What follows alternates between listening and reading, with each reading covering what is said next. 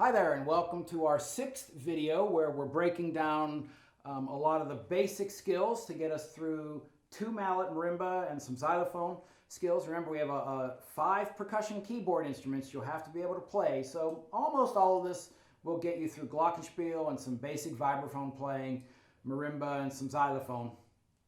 So the topic of this video is the single stroke roll. So as I mentioned earlier in the videos that the marimba doesn't offer any rebound. Remember how I showed on a drum pad the stick comes flying off the drum pad, which means we can control either the buzz or the double bounce, but the percussion keyboard instruments really don't offer any rebound at all. And so to sustain the sound, unlike on a drum where we would bounce or buzz the stick, on the marimba and the xylophone, the vibraphone, rarely the glockenspiel will play a single stroke roll.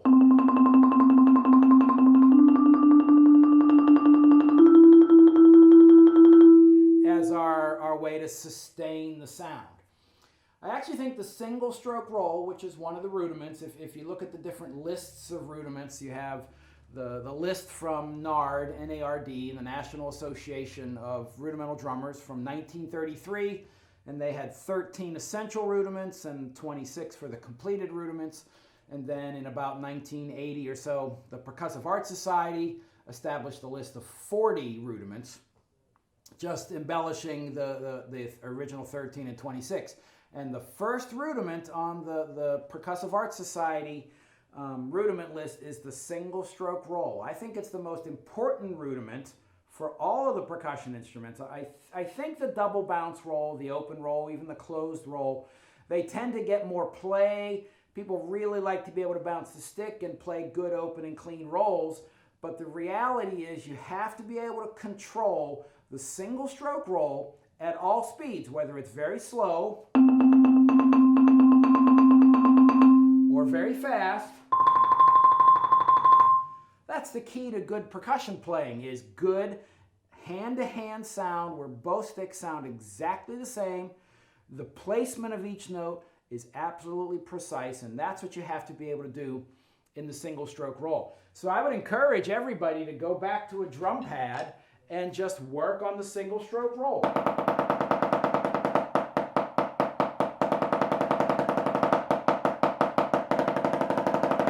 You can start with your wrist, then move to your fingers for the faster strokes. But it's a really important rudiment. That's the roll that you have to play on timpani. You use fast single strokes on the snare drum. It's the roll here on the marimba, suspended cymbals. All around the drum set, you're going to use the single stroke roll. The wood block, so many instruments require the single stroke roll. So spend a lot of time reviewing that rudiment and perfecting it, and that way when you get to play rolls on the keyboard, you don't have to start from scratch with that rudiment. So on the single stroke roll on the keyboard, we're going to kind of take it from as slow as we would ever play it and really try to build some speed. To do that, just want to briefly mention, when we think about rolls on any instrument, we tend to think about either metered rolls or unmetered rolls. So let me show you an example of a metered roll. The metronome is on 100.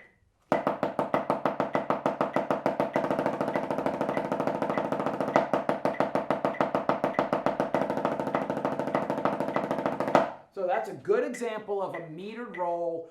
I played 16th notes and then a 16th note skeleton roll. I knew exactly how many strokes would be in each roll. Now I'm going to do the same thing. I'm going to speed it up just a little and change my roll to a closed roll.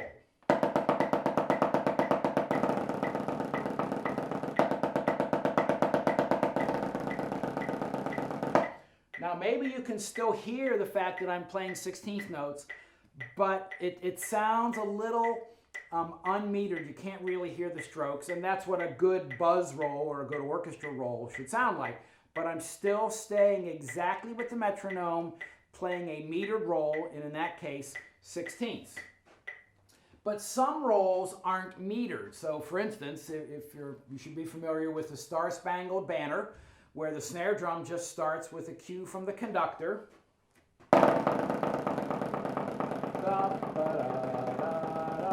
So you're playing this long roll, but I'm not thinking about a tempo. Just play the roll with the right dynamic, with as many strokes and roll speed that I think matches, and I wait for the cue to stop. So that's my unmetered roll, where I'm not counting, I'm not keeping a tempo. And on the snare drum, we use both metered rolls and unmetered rolls. On the keyboard, we generally play unmetered rolls. We don't really count the strokes, basically because there are too many of them.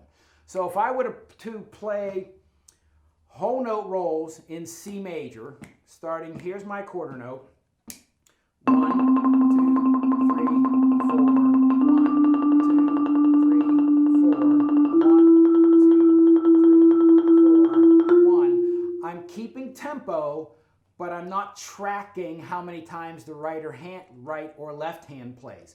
So that's the example of the unmetered roll. I think that's a hard roll to develop.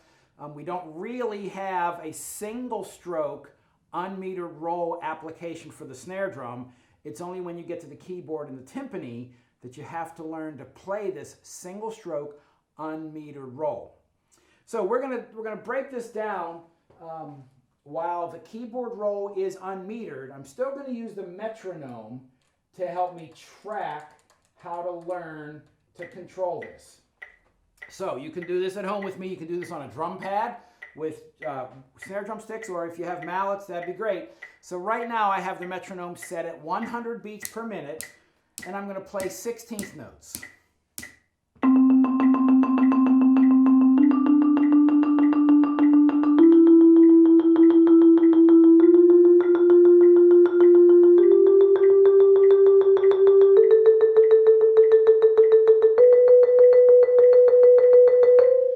So I'm trying to get exactly the same sound from each hand. You may have noticed I was playing in one spot on the keyboard. And remember, we talked about that in our Universal Percussion Principles video. Some people will play with one hand in front of the other, and that's okay, but the sticks have to be very close to each other. I play in one spot. So I think this is a good starting tempo at 100. Now let's bump that up to 110, a little faster.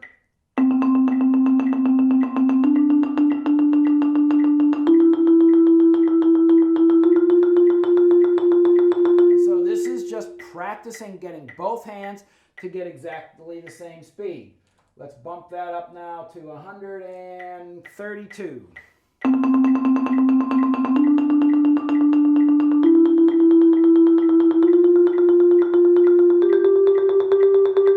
So we're probably starting to get a little fast for some of you, but we're not done building speed yet. That's what this exercise is really about, building speed in the single stroke roll. 146.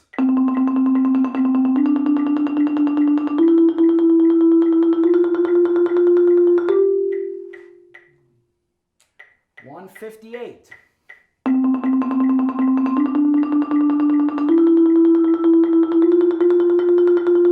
We're still going. We still have to be able to play the roll even faster than that. Here's 172.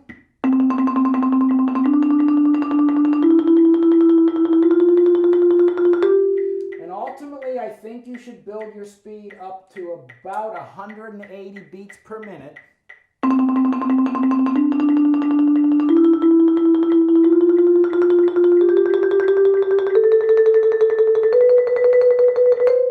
You will need that hand speed, especially on the xylophone and higher on the marimba.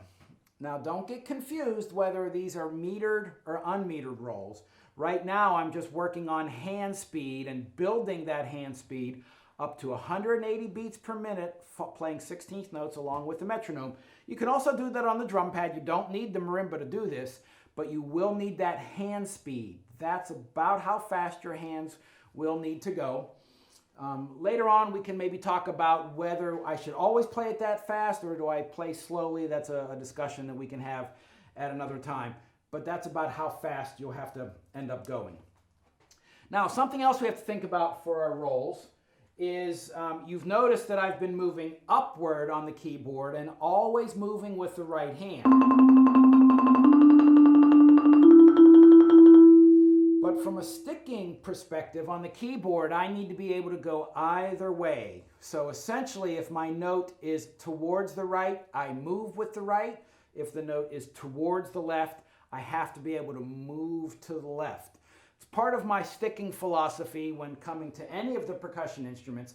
I like to be able to use either hand at all times. And so I'll always do my exercises with the right and make sure I do the exact same exercises on the left. And I like to do that as early as I can on the drum pad. It prepares my left hand for times that I'll need it. So now I'll do my C major scale, but in this case I will do a descending scale, a scale that goes downward in pitch, and I'll have to move with the left hand.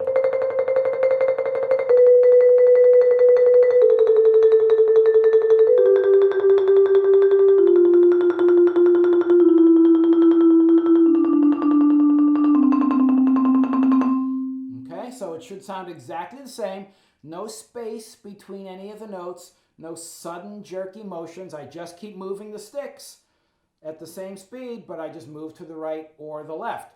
So a fun little exercise would be to move first to the right and then to the left and back to the right, just so I can practice going both ways.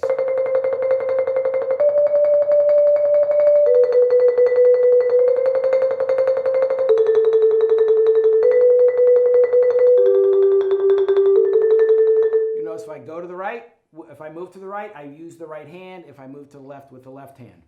Now those were all rolls that were just moving either one step or maybe two notes away, a third. But you have to practice those single stroke rolls so you can make even larger jumps than that. Something like this.